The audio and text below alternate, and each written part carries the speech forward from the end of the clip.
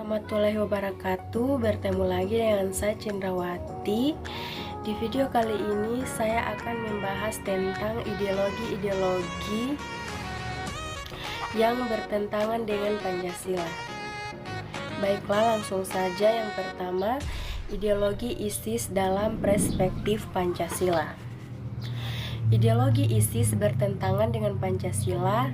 Badan Nasional Terorisme mengingatkan bahwa siapapun warga negara Indonesia yang bergabung ke ISIS akan terancam hukuman pidana karena ISIS sudah diyakini masyarakat internasional sebagai teroris. Selain itu, status kewarganegaraannya bisa dicabut karena sudah sangat jelas dan tegas bahwa paham ISIS bertujuan merusak rasa persatuan dan kebangsaan Indonesia serta mempunyai niat menghancurkan negara kesatuan Republik Indonesia serta menodai Islam. Dalam pasal 23E disebutkan bahwa warga negara Indonesia akan dicabut kewarganegaraannya apabila secara sukarela masuk dalam dinas dengan negara asing. Yang jabatan dalam dinas semacam itu di Indonesia sesuai dengan ketentuan peraturan perundang-undangan hanya dapat dijabat oleh warga negara Indonesia. Sementara itu, pasal 23F mencantumkan klausul warga negara Indonesia akan dicabut kewarganegaraannya apabila secara sukarela mengangkat sumpah atau menyatakan janji setia kepada negara asing tersebut. Nah, Ketua DPP PKB Abdul Qadir Karding menyatakan bahwa setidaknya terdapat 3 cara untuk menanggulangi pengaruh paham ISIS di Indonesia.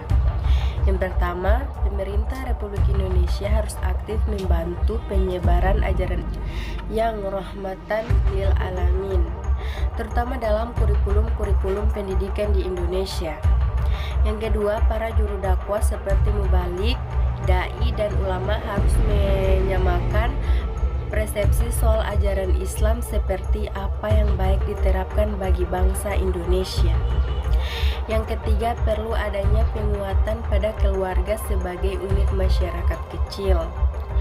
Namun demikian, disadari bahwa segala daya upaya yang dilakukan oleh pemerintah untuk meredam perkembangan ISIS di Indonesia tidak akan berjalan maksimal tanpa bantuan dan kerjasama seluruh elemen bangsa, terutama rakyat Indonesia.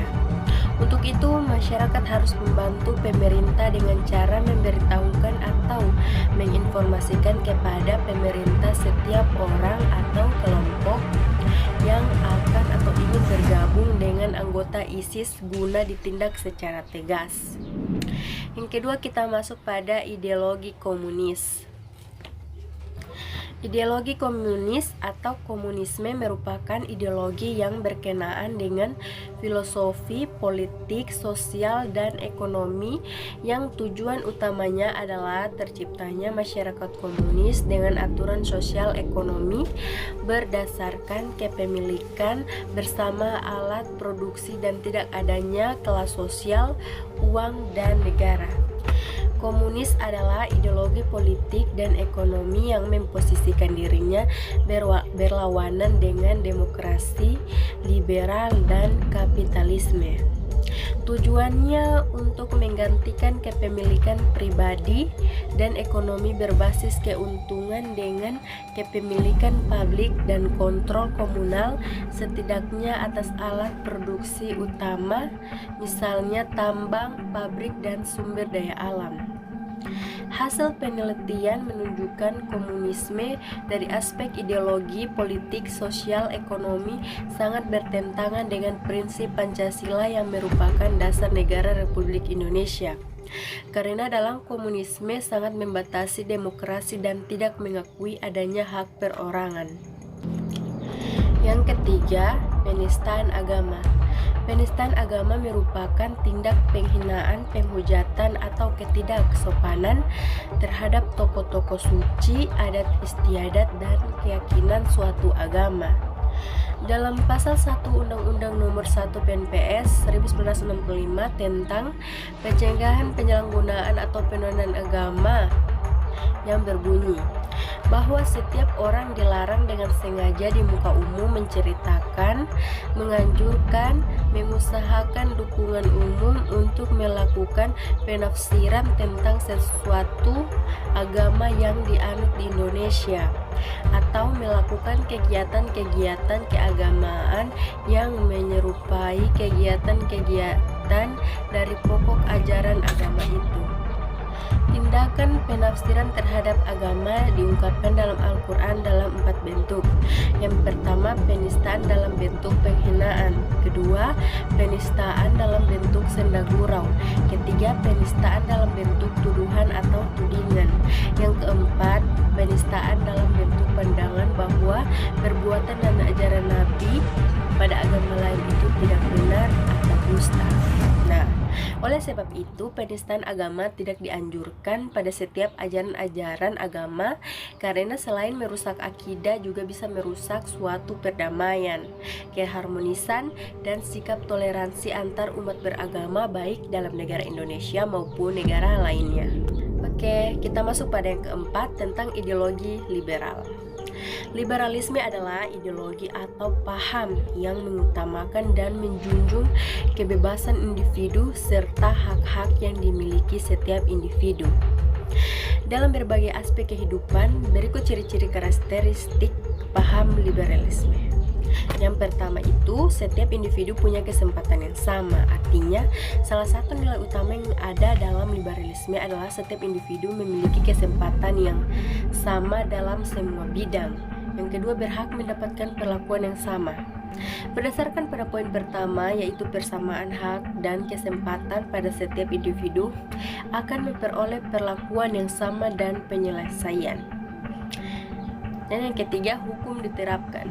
Karena negara liberal adalah negara yang menjunjung tinggi kebebasan, maka hukum tertinggi dalam negara liberal adalah tentang persamaan kedudukan dari setiap individu di mata hukum.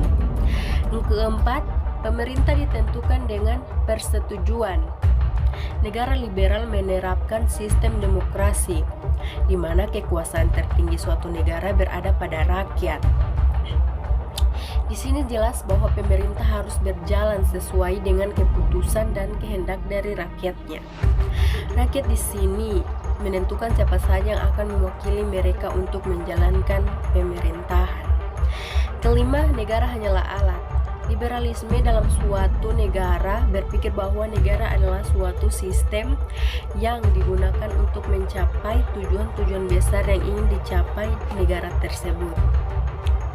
Keenam, tidak menerima ajaran dogmanisme. Paham dogmanisme tidak bisa diterapkan di negara liberal. Dalam paham ini, kepercayaan adalah hal yang sangat dijunjung tinggi. Jadi ideologi liberal tidak cocok di Indonesia karena tidak sepenuhnya sesuai dengan nilai-nilai Pancasila yang telah dianut oleh bangsa Indonesia. Indonesia sendiri dikenal dengan negara yang selalu menggunakan sistem campuran. Oke, yang terakhir itu implementasi Pancasila dalam kehidupan bermasyarakat, berbangsa, dan bernegara. Pancasila adalah pandangan hidup bangsa dan dasar negara Republik Indonesia. Pancasila juga merupakan sumber kejiwaan masyarakat dan negara Republik Indonesia. Maka manusia Indonesia menjadikan pengamalan Pancasila sebagai perjuangan utama dalam kehidupan kemasyarakatan dan kehidupan kenegaraan. Oleh karena itu, pengamalannya harus dimulai dari setiap warga negara Indonesia. Setiap penyelenggara negara yang secara meluas akan berkembang menjadi pengalaman Pancasila oleh setiap lembaga kenegaraan dan lembaga kemasyarakatan, baik di pusat maupun daerah. Nah, sekian dari saya. Assalamualaikum warahmatullahi wabarakatuh.